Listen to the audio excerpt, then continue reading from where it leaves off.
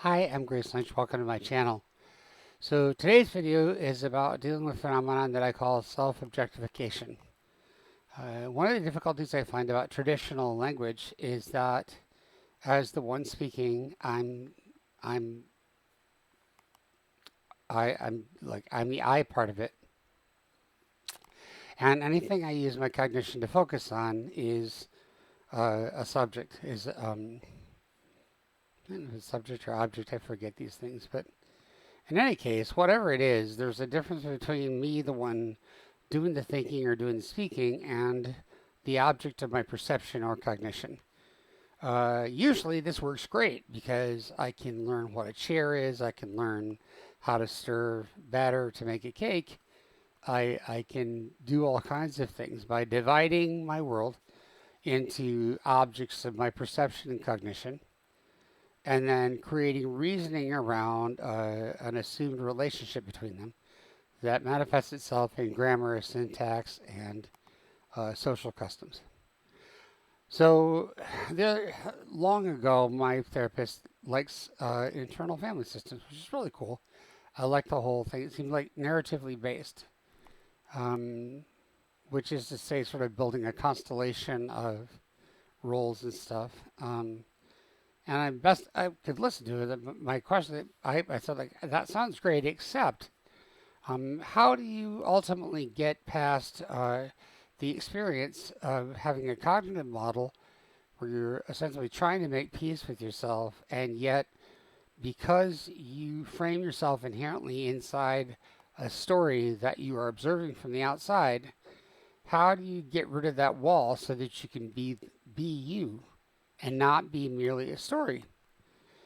Um, I've had to deal with this in my own case because I felt like I had wanted to find narratives and ways to express myself to get along with the world on the other side of brain rehab. But the trauma of my autism, my aphasia, and um, my addiction, all of which I experienced inside the same lifetime, the same moments, those experiences remain all of those three things at the same time, regardless of whether separate modalities have been found to describe them later. So trauma demanded that I find a way to make peace with those, all of my memories, and by which I mean that I have a relationship with the memory so that I can access it without time jumping. When I turn in my mind toward the memory, I have a relationship enough with it that is grounded in my body, my heart, my mind, and my spirit, so that I do not bounce out of the present to go visit the past. If I try to remember making my coffee this morning, I can turn right to making my coffee this morning, but it doesn't take me out of being in the moment here in terms of my own consciousness. Memories that are traumatic are they were so impactful at the time that my conscious mind only saves a relationship with the event, the aspects of the event that were not too much for me to process. So I found that in order for me to have peace with the thing, I have to have a living relationship with the memory so that I can go back and build a greater awareness, and it can become a living part of my present consciousness. So I can't I can't get in touch since nobody had a template for what that memory was, and there's no context for the experiences, the simultaneous experiences of aphasia, autism, addiction, and alcoholism, um, and other traumas. Then it is impossible that there's a template for that anybody else could give me for what it means. I don't know what it means in the past trauma experiences because I've never been there before. Most of me, I didn't remember. I wasn't there to go through it and take my time and process it out. But if nobody else can give me a sense of what the meaning is, and I don't have one, then the only way that I can see and understand about finding out what it means is to go back and be that person and find my words for what I physically experienced, and then how I was changed by the shock of the experience, how the physical things created new feelings, which created new thoughts, which created new beliefs.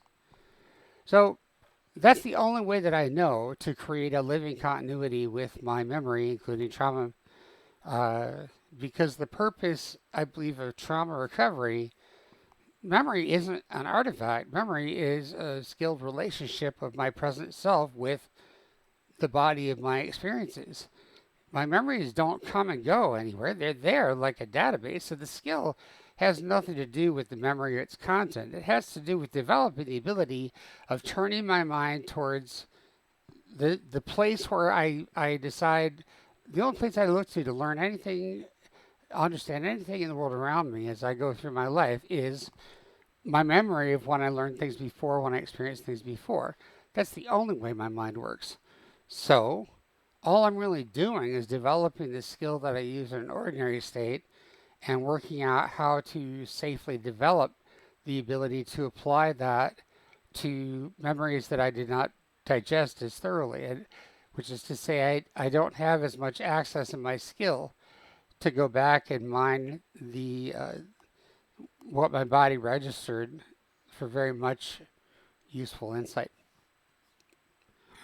So the note of all this is that for me to resolve my trauma, the only way I could find out is to go back and be the person that I was in order to find my words for that, so that I can, from the present, so that I can have a living relationship with how I understand things today inside the traumatic memory. The problem is I can't do that unless I'm willing to go back and be the person.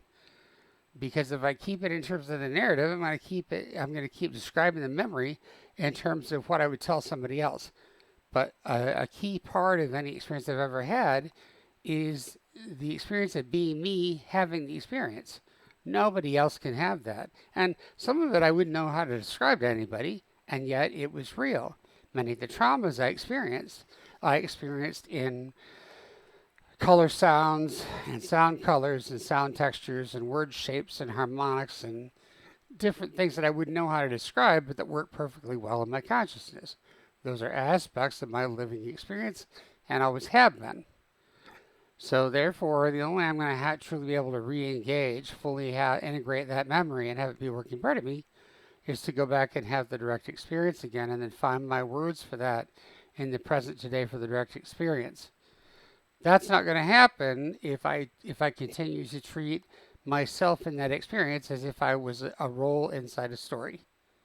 And so the problem that I saw in traditional cognitive methods of resolving issues cognitively is that it's based on the supposition that I can get a thorough integration of the experience without having the experience again. And what I can see is that it's because it relies on a form of language that will never go there, because the sense of the language is a shared understanding, a shared experience that keeps the narrative in place at all costs. And because the individual experience, especially in trauma, has never been experienced before, it's impossible that there would already be words there, and then it's even more impossible that we would have a context for it, and more impossible that we can create a shared experience for an experience that only one person can have in the moment inside themselves. And so it looks like a problem with the language system in any of these cognitive modalities.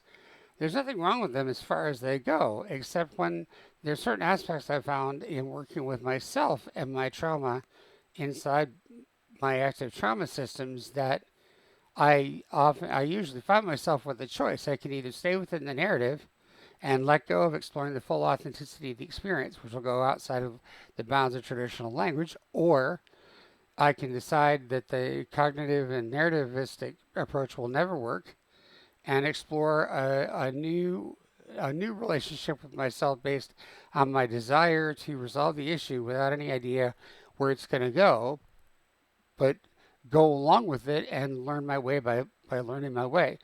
So I might not have something that's readily communicable to anybody else, but at least every step along the way, I'm staying in touch in a fully authentic relationship with the actual experience. I don't know, like, it doesn't give me a lot of control over the end product, but it does gradually develop a resilience in being inside the journey and the process. So I hope that was a little bit about stepping out of self-objectification, and maybe we'll do more another time. Okay? Bye. Happy holidays.